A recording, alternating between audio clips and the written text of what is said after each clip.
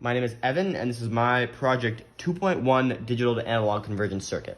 The purpose of a digital to analog convergence circuit, or a DAC, is to convert a digital input voltage into an analog output voltage. For my circuit, I decided to go with an 8-bit DAC, which means 8 bits of resolution, as I found it fit the breadboard better and overall allowed for a sleeker look to the project.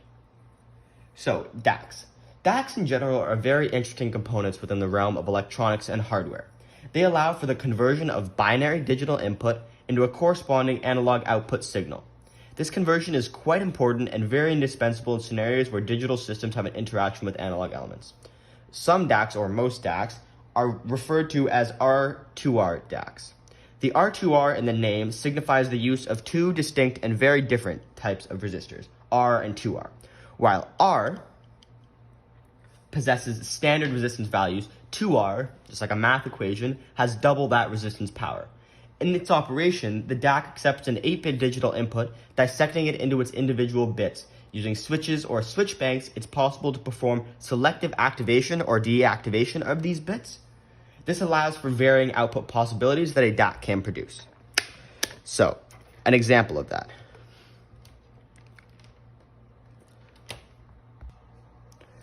This table shown on screen shows each bit contribution and its general impact on the output voltage.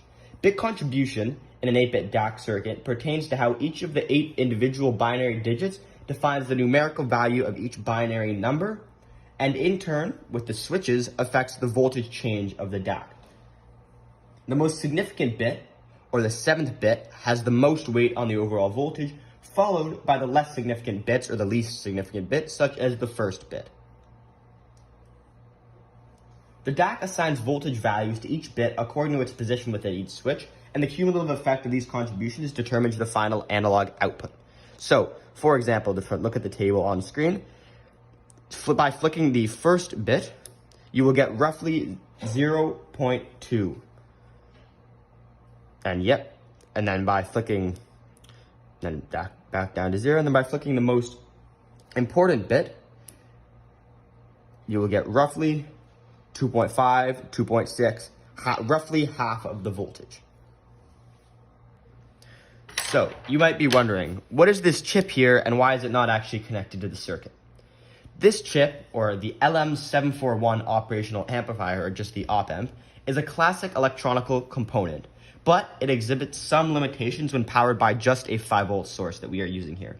This problem stems from its primary design for use with dual power supplies, typically in the range of plus minus 9 volts or other similar setups to that. When supplied with just 5 volts, the LM741 struggles to achieve a full output voltage swing between 0 and 5 due to an insufficient amount of voltage headroom. As a result, the output voltage is usually confined to the range below the positive supply rail, 5 volts, and above the negative supply rail, or 0 volts, which is the opposite of precise. To attain a broader output voltage range that approaches the supply limits and to ensure superior performance with a single 5-volt, it's recommended to use a modern rail-to-rail input and output. Op-amps were made for such scenarios. These specialized op-amps can handle input and output signals that come very close to the supply rails, making them more able and more precise for single supply applications like those when operating on just a 5-volt power source. While using a dual power supply with the LM741, it provides a wider voltage range and allows it to operate much closer to the supply limit for precision and performance at 0 and 5-volt levels in single supply setups. Thank you for listening to my project, and I hope you learned something.